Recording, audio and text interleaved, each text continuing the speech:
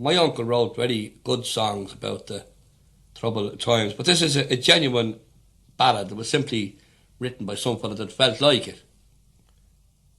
If you don't want to hear the lot of it, it seems to go on to me for a few years. I've got to sing it. You might think it's tough having to listen to it, but you can switch it off and start at some more interesting point. Who fears to speak of Easter week, that week of famed renown, when the boys in green they went out to fight the forces of the crown?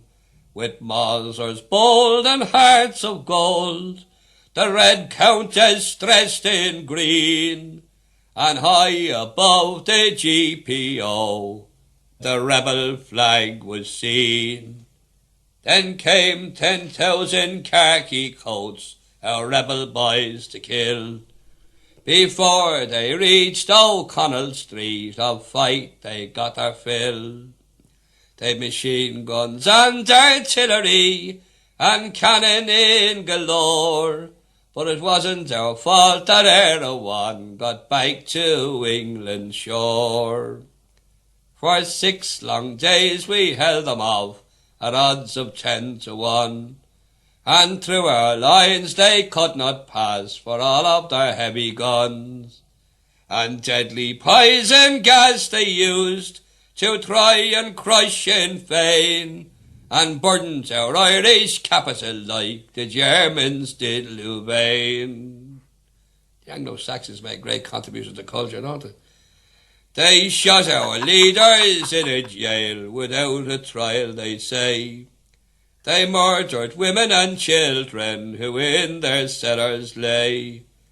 They dug their grave with gun and spade to hide them from our view, because they could neither kill nor catch the rebels so bold and true.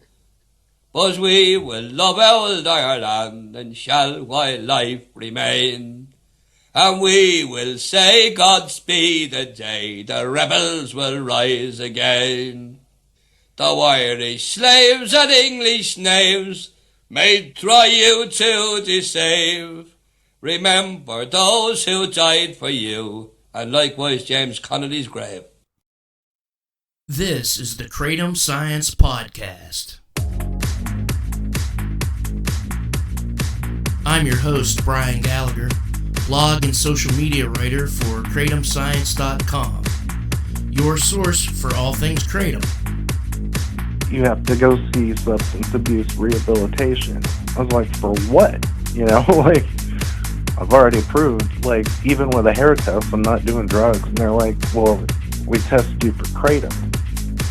My guest is Andy Knowles.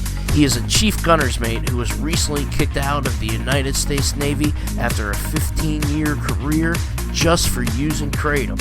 Andy lives in Jacksonville, Florida with his wife Stephanie. This is his Kratom story. Where are you from originally? Originally, I'm from Texas. Which part of Texas? All over, really.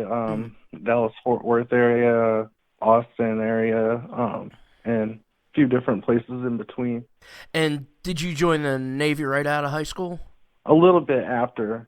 Okay. I was hung around for a while and then joined the Navy. I was still young, I'm only 34 now, and I did 15 years in, so worked the normal high school kid job. And where I was living, I was I was always back and forth between my mom and dad after they divorced when I was like 8. But so I wound up the end of high school with my dad. Just needed a change of pace, I guess you could say, getting away from not so savory influences, and just an overall change of pace, I guess. And the recruiter was very convincing, so yeah. he was doing his job. He was doing a good job. So, but yeah, and then I joined, and I had no clue what I was doing. I picked the same job that my recruiter had, because I was like, I don't care what I'm doing, just I'll take whatever you do. So And how that's old how were you I. at the time? You were like 19? Yeah. Yeah. Nobody knows what they're doing at that age. So where did you do basic training? I did. I went to boot camp in Chicago. Was it Great Stayed in Lakes? Chicago. Yep, Great Lakes. I got there on Valentine's Day. In 2005. Okay. And so did all that in the wintertime up in the Chicago area. So I mean, cold, whatever. But Yeah. Coming from Texas, that's got probably to. like a It brutal was, hit oh to yeah, the brain. it was a shock. I was still there for several months after boot camp, and then after that, left to go do some more in-depth and more job-specific schools in San Diego. Ended up staying in San Diego for I think 13 years. Yeah, that's not bad. No, it's not. What kind of job did you do in the Navy? Well, I was a gunner's mate, so anything guns. More specifically, I went to start those follow-on schools I was talking to you about was for cannons. If you're familiar with Navy ships, some of them have like the huge cannon on the front of the ship. Mm. So that was my like primary job for the first my first like 6 years was doing that. And so that was like my first ship in a nutshell, was working on these cannons, and also like small arms and machine guns and what have you, but that was the main job. I spent some time doing that and then left there, stayed in San Diego, but and then I ended up teaching that same school, for the cannons. I was teaching that for 4 years. Got to do a little it's shore duty is what it's called, so you do sea and shore, so they kind of rotate you. So my shore duty was teaching those cannons. Did you serve overseas? I did, several deployments overseas, Middle East or China or Africa.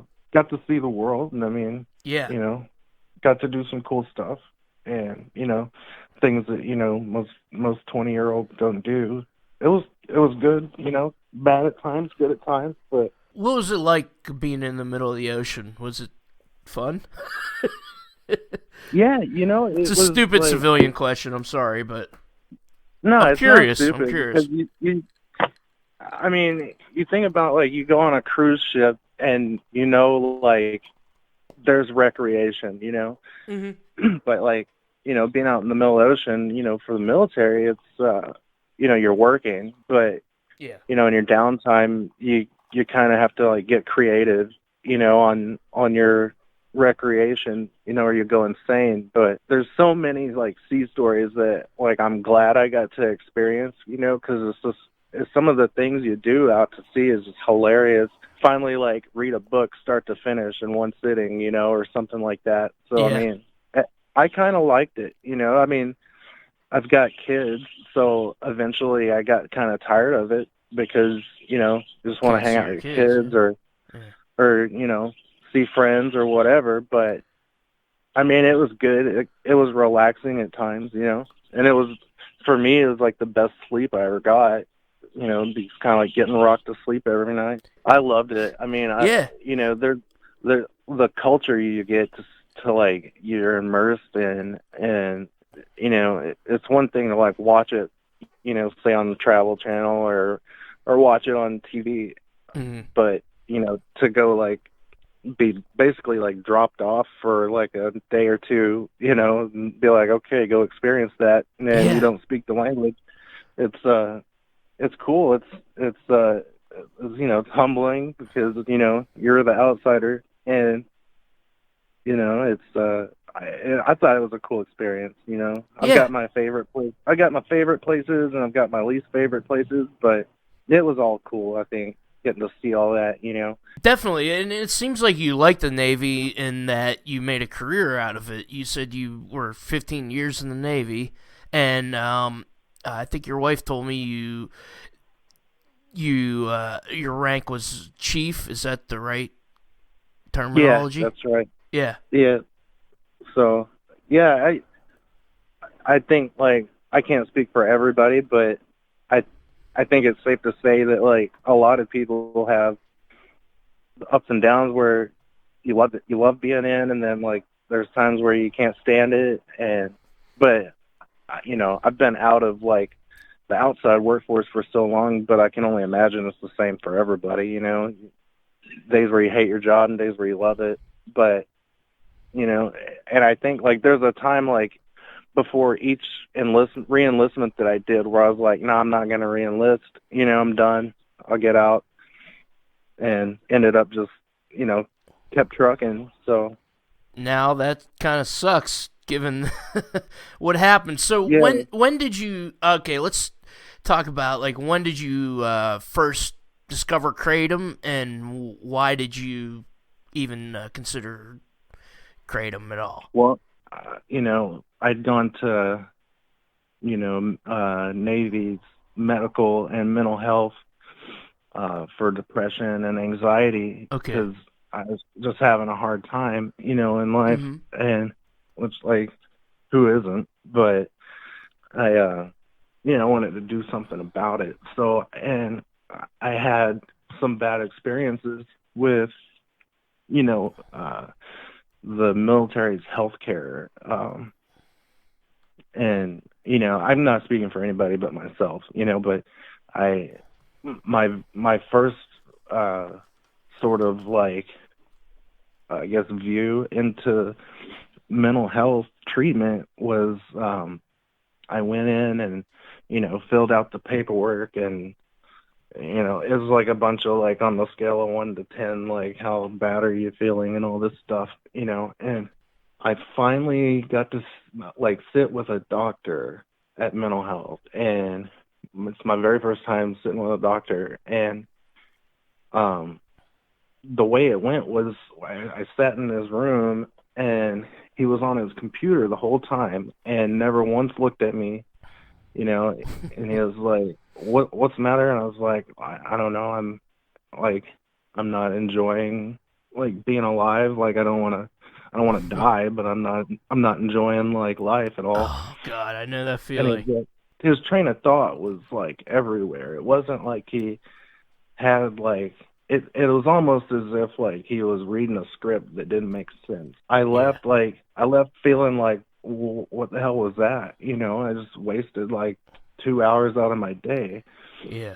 So, and nothing ever came of it. You know, it was just I answered some questions to a guy who never it probably couldn't tell you what hair color I had, but you know, and that was it, like the end. I was like, well, okay, maybe that's how it is, like how it goes. You know, obviously nothing improved after that session.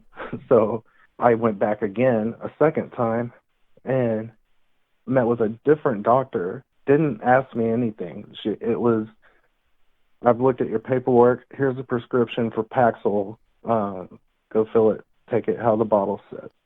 So, like, that was it. Like, here, take Yeah. these, and you can leave now. So, Yeah.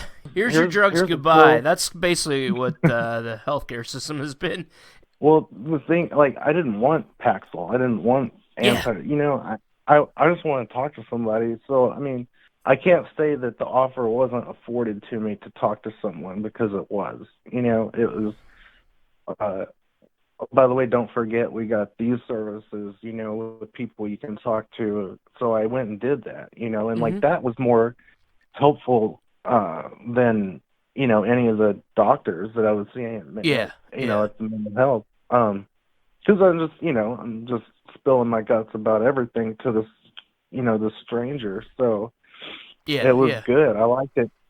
But I mean, it wasn't like nothing was changing, I thought, you know. So um, I started researching civilian healthcare providers that accepted my insurance, you know. And uh, I met up with a doctor in San Diego who sort of same thing. He prescribed me. He's like, try this. It's gabapentin, and I guess it was like still in the trial phase for anxiety and depression. I don't know if you've ever even heard of it, but I wouldn't recommend it to anybody. It was definitely a ride, like as far as that medicine goes, but it wasn't.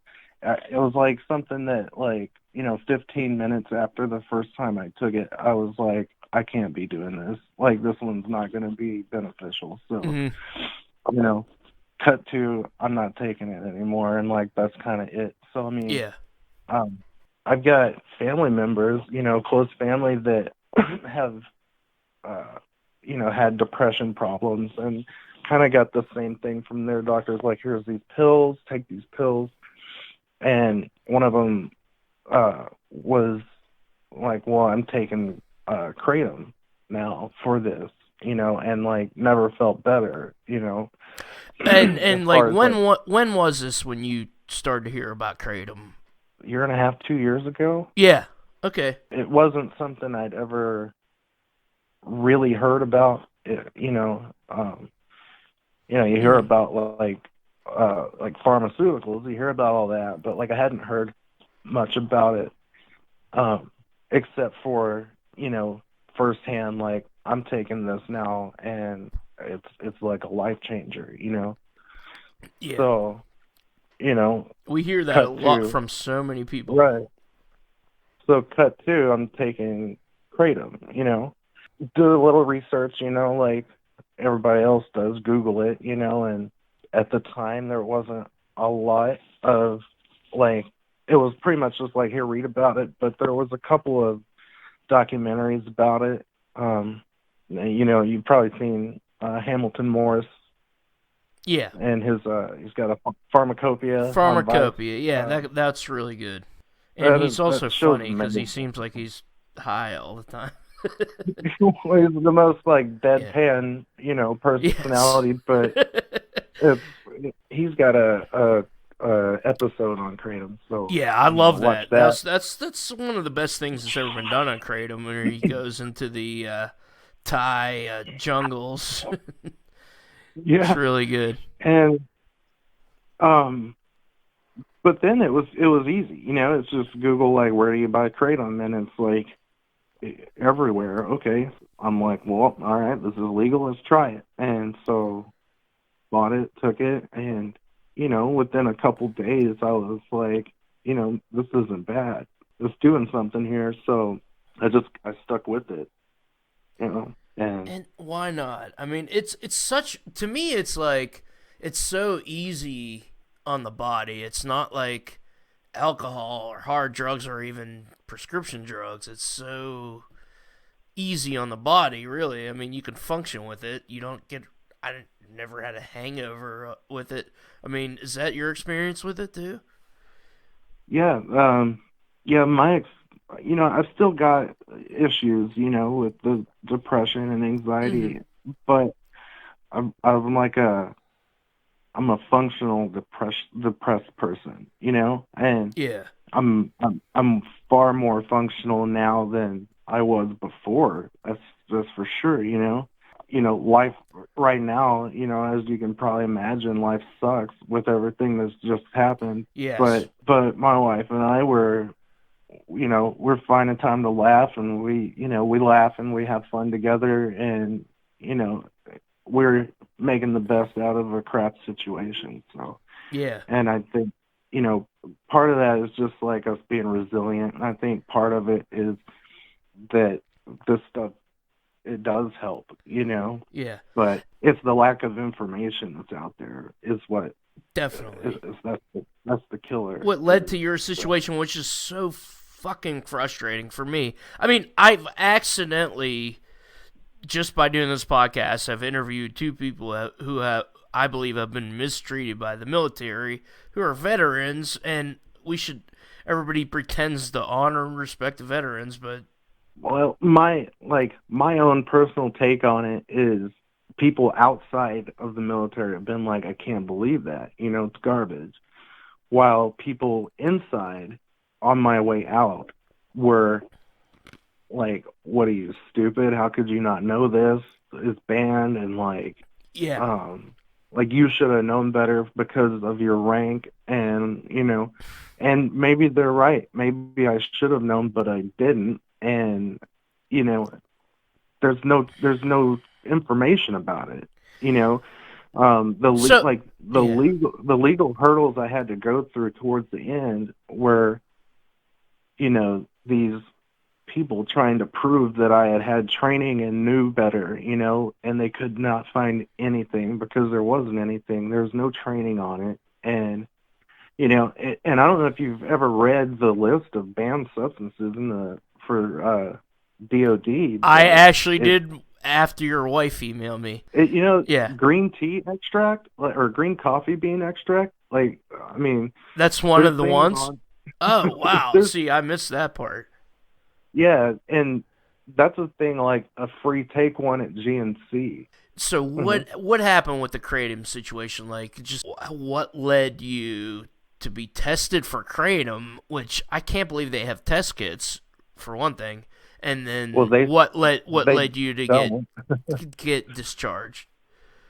Yeah, they don't have like a test kit. They had to send it off to like somewhere else that does. So it's like a third party. What led me to it is, I mean, to sum it up, it's revengeful exes. It was an ex-husband. There's, you know, a lot of like hard feelings there or whatever. When I initially got pulled into a legal office, I was still taking kratom, and I was getting questioned about like everything under the sun about my life except for kratom. Like they never mentioned it. Mm-hmm. So, but that's what they were leading towards. But they never said it though. Like during it was like an interrogation type of thing, right? But it was never about kratom. I left there going like, what in the hell was that? And went about living my life. You know, I was like kept taking kratom because like we hadn't talked about it. I didn't know at the time like it's banned because everybody knows like you don't go to work in the military and shoot heroin in the morning. You know, you don't go smoke crack before you go to work. And I'm sure like people listening that may be in the military would be like, well, I knew that, but I'd kind of have to call bullshit on that because nobody knew about it or what it was at all. Yeah. You know, but what they, you know, so I get accused of doing drugs, basically. Mm-hmm. So I was like, okay, let's take the drug test. Cool. So I go take a urinalysis, right? Leave. That took several weeks to come back. In that meantime, I had gone to court for child custody, where my ex was bringing up in court like he's on drugs, he's doing heroin, he's doing opiates, all this stuff. I was like, well, I beg your pardon, you know, no, I'm not. And my lawyer's like, go get a hair test like today. So immediately left court, went and paid like the $160 for a hair test. Jeez. You know, did the hair test. I'm not on drugs. So it's a whole bunch of that. And then I get pulled into an office at work and they're like, your drug test results are back. You have to go see substance abuse rehabilitation. I was like, for what? You know, like, I've already proved, like, even with a hair test, I'm not doing drugs. And they're like, well, we tested you for kratom. And I was like, well, why would you do that? You know, like, and the guy who's telling me this is where I worked. It was our drug and alcohol. Every command has like a drug and alcohol abuse like rep, right? Mm-hmm. And that's who's telling me this. And I was like, well, why are they testing me for that? And he's like, I have no clue. So that's guy number one that didn't know. So, okay, I go to this substance abuse rehabilitation place for, you know, it's kind of like an outpatient interview basically to determine if I'm like dependent on anything. So I had to do that twice actually. I had to talk to two doctors. It was all part of like the legal, like I was like legally obligated to do it. So I talked to them. The people at the substance abuse rehabilitation program had no clue what kratom was. And the second doctor I saw was like, it sounds like the stuff is actually working for you, like it's helping you. I was like, yeah, it is. It's helping a lot. He said, well, unfortunately, it's banned. And I was, so I'm thinking, okay, so it's banned. Let's just stop, I guess we'll just quit taking it. But come to find out, that's not how it's going to go. It's they're going to have to start processing legal action. So I'm like, well, if I'm screwed, I'm not going to stop taking it because, if I'm getting kicked out, like, this is what I'm doing. So, went through the whole legal thing and, did the cliche like you see in the movies where it's like the guy is in trouble and he's getting yelled at and, I'm being called a drug addict, I'm being called a bad father, I'm being called, you name it, I'm like, look, like, I'm not doing drugs, I'm not addicted to drugs, I don't have an issue. I was taking something that turns out it was banned and I had no clue. Like, that's the story, My biggest takeaway was the amount of misinformation and lack of knowledge about it is ridiculous. So, that's why I have a huge appreciation for what you're doing, what you guys are doing, because, the name in itself, Kratom Science, like, that's the most important part. And getting, like, the right information out, but...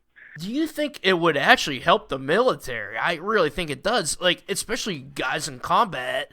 I know, like, that's a big topic. We could spend all day talking about PTSD and, like, the related flipping into a drug problem, right? Yeah. And it doesn't even have to be PTSD, Yeah. like, well, and there's even there's all kinds of different like treatments that are less conventional, there's MDMA treatment for PTSD, and if there's MDMA treatment for PTSD, what are these people thinking when it comes to Kratom?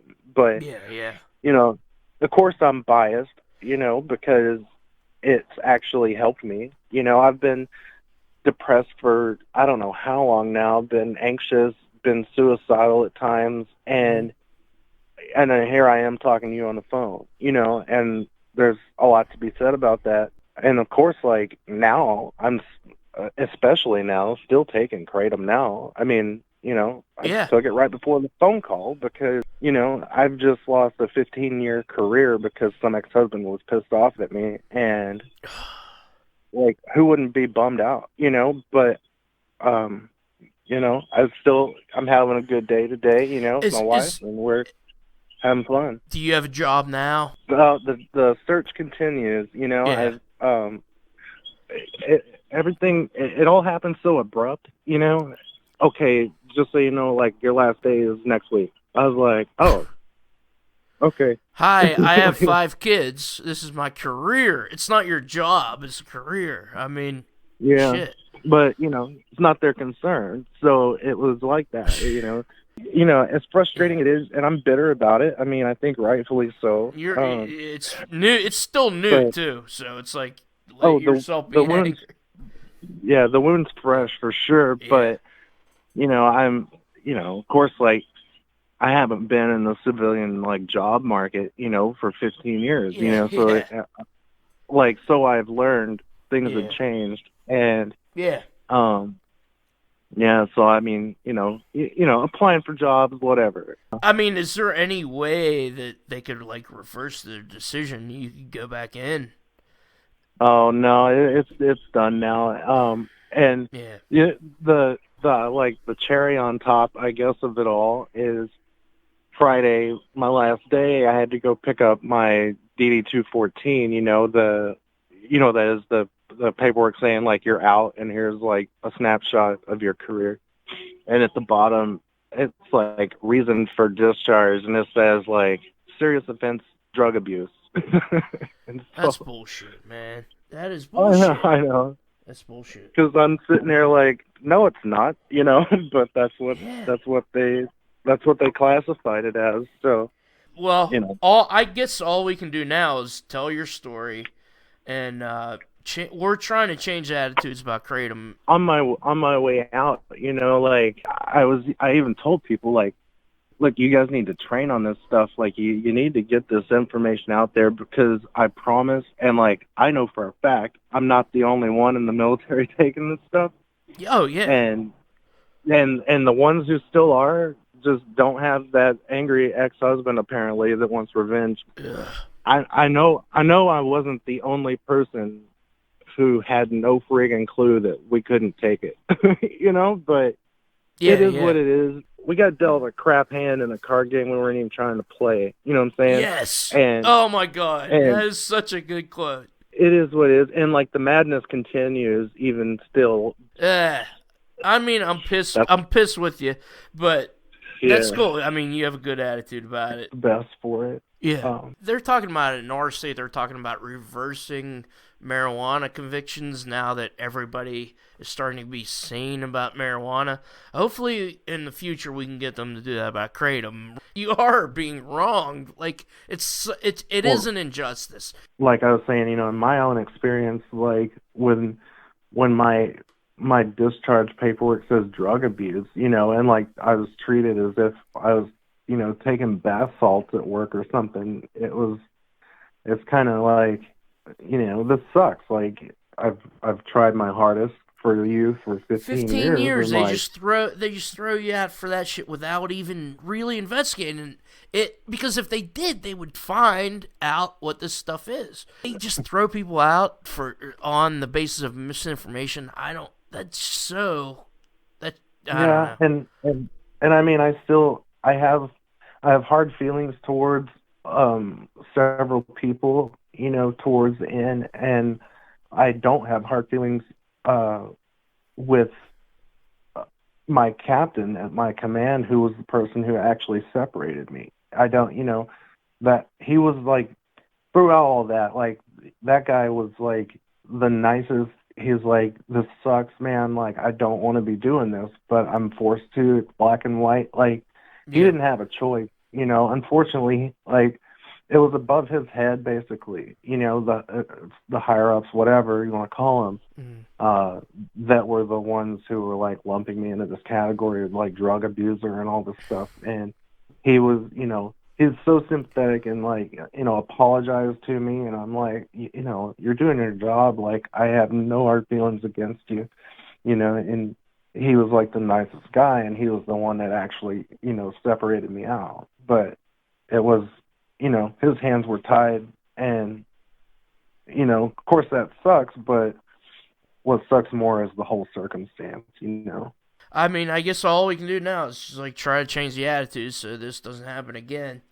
Thank you so much for talking with us and doing this. I mean, well, thanks for thanks for the whole thing. I mean, it might not amount to like, a fart in the wind, but at least, it's in the wind. So, I appreciate you, taking the time to talk about it. Yeah, keep in touch too, because I mean, this is a community we have here, this creative community, and if there's any way we can help you guys out, I'm sure people would.